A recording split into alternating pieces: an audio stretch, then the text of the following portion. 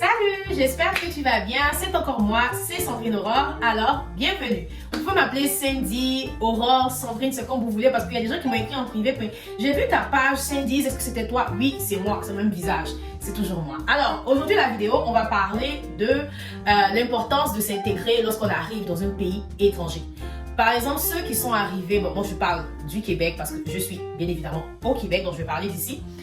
L'important de s'intégrer. Franchement, c'est très important que vous soyez intégrés. Pour l'intégration, il y a des livres qui sont offerts dans des bibliothèques qui sont gratuites. Il y a des organismes qui sont gratuits. Il y a Google qui est gratuit. Il y a le site du gouvernement du Québec et du Canada qui sont gratuits.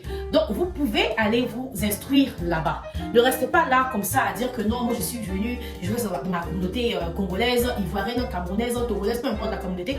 Je reste seulement là-bas et j'avance. Non. Essayez de vous diversifier un peu avec les amis aux alentours. Moi, j'étais dans une clinique d'esthétique où je travaillais et là-bas, j'étais impressionnée de voir que la majorité de mes collègues avaient une maison, un chalet, un bateau ou un voilier et même des condos, avec des appartements en plus de leur logement principal. J'étais étonnée parce que c'est rare de trouver ça dans la communauté africaine. Pourquoi? Parce que lorsqu'on arrive, on ne s'intègre pas. Les gens vont dire oui, mais eux ils sont nés ici, ils sont canadiens, c'est normal. Non, c'est pas normal. Comment eux ils ont fait pour avancer et toi tu n'as pas avancé? Parce qu'il faut dire aussi qu'il y a des Canadiens de souche aussi qui n'avancent pas. Mais comment eux ils ont fait pour avancer?